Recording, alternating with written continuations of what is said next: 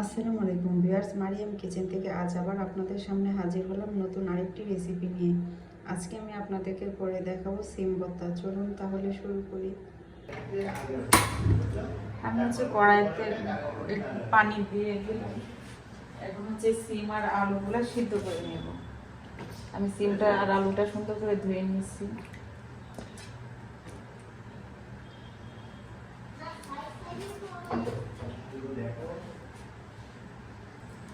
আমি ভর্তাটা করার জন্য এখন পেঁয়াজ, মরিচ আর রসুনগুলা ভেজে নেব। ভেজে তারপরে ভর্তাটা করব। এই জন্য আমি কড়াইতে তেল দিয়ে দিলাম। আমি এখানে সরিষার তেল দিচ্ছি। ভর্তাটা আমি সরিষার তেল দিয়ে করব।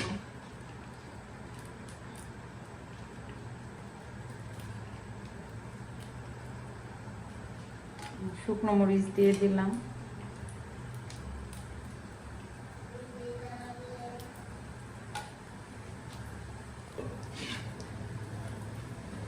আমি দিয়ে দিচ্ছি কিছু রসুন কুচি,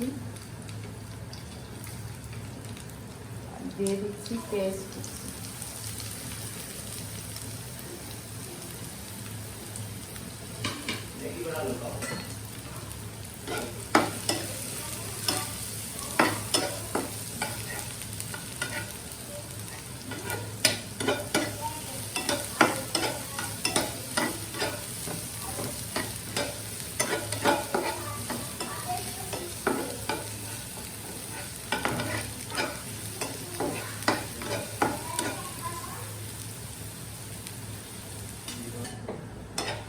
আমার পেঁয়াজ রসুনটা ভাজা হয়ে গেছে, মরিচটাও হয়ে গেছে। এখন আমি একটা বাটিতে উঠিয়ে নিচ্ছি।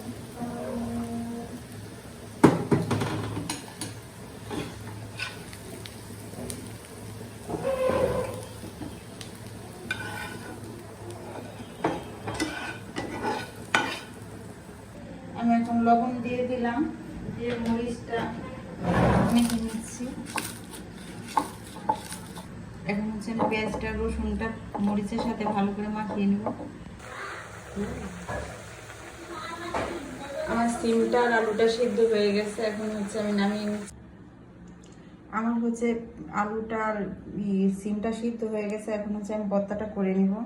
আমি এইখান থেকে পেঁপেটা এরকম করে টান দিলে পেঁপের যে শিরাটা আছে সেটা উঠে যাবে।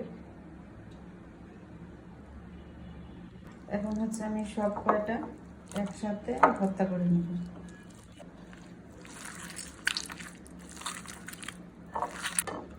দিয়ে দিচ্ছি ধনে পাতা,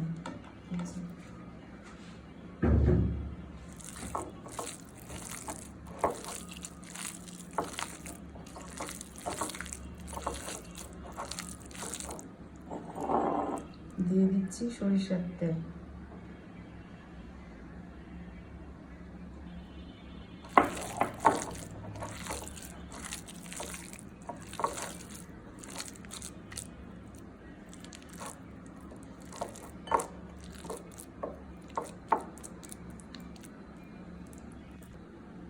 আমার তৈরি হয়ে গেল সিম ভর্তা। সবাই বাসায় এভাবে ট্রাই করবেন। কেমন হয়েছে কমেন্টে জানাবেন। ভিডিওটা ভালো লাগলে শেয়ার করে দিবেন। সবাই ভালো থাকবেন, সুস্থ থাকবেন, নিজের যত্ন নেবেন, নিজেকে ভালোবাসবেন, প্রাণ খুলে হাসবেন। আল্লাহ হাফিজ।